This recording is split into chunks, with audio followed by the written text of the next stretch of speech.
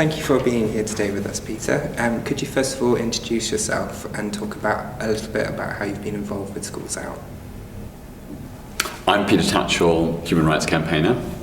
I've been involved in Schools Out going right back to its predecessor organisation, the Gay Teachers Group, in 1974.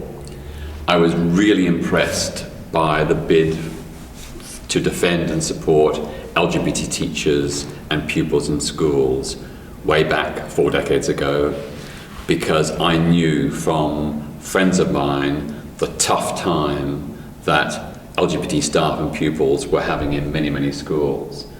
Back in those days, pupils could be expelled for being LGBT. Staff could be sacked for being LGBT. And there was no protection.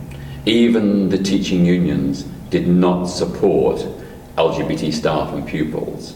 So the formation of the Gay Teachers Group was a really important initiative which over the last 4 decades has helped transform fundamentally the way in which the school system treats LGBT issues.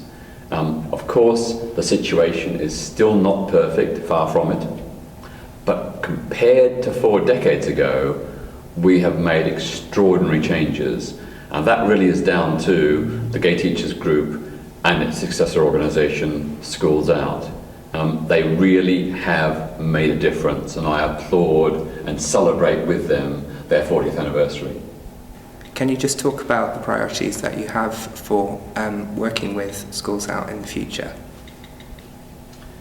Looking to the future, there are 2 big issues that are really important for me.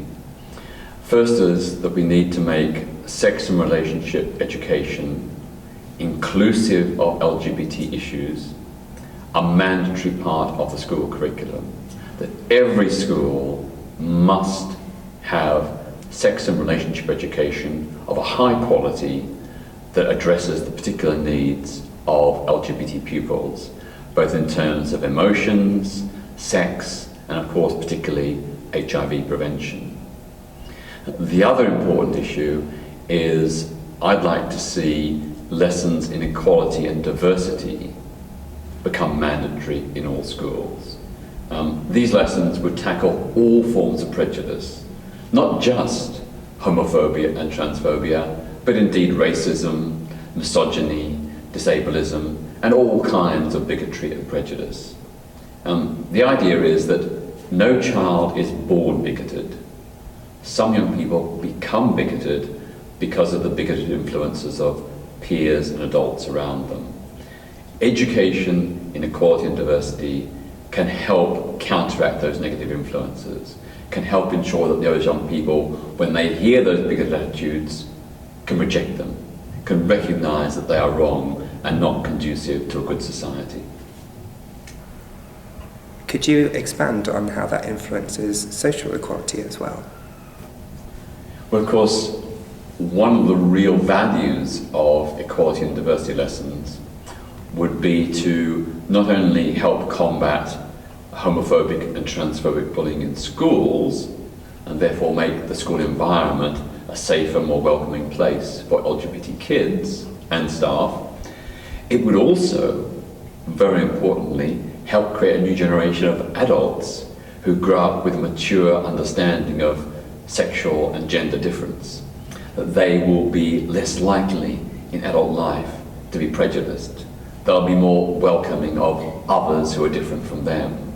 And that is good for social cohesion and community relations.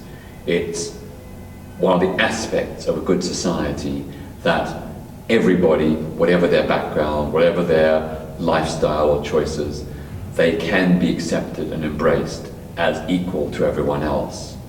I want to live in a society where we don't harbour prejudice, where prejudice is seen as something of the last century or the century before, but not something for now and the future. And finally, can you tell me who is responsible for making these changes and how they will make these changes happen? Responsibility for these changes rests at different levels. Firstly, it rests with the government, in particular the Education Secretary. the education ministry has a responsibility to ensure that sex and relationship education and equality and diversity lessons are mandatory in all schools, that every school has an anti-bullying program that includes a component that explicitly addresses homophobic and transphobic bullying, but also down to the school level.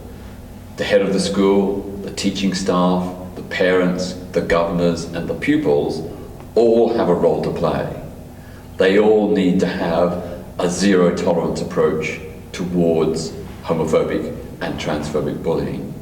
And I think one of the most important initiatives can of course come from the pupils themselves.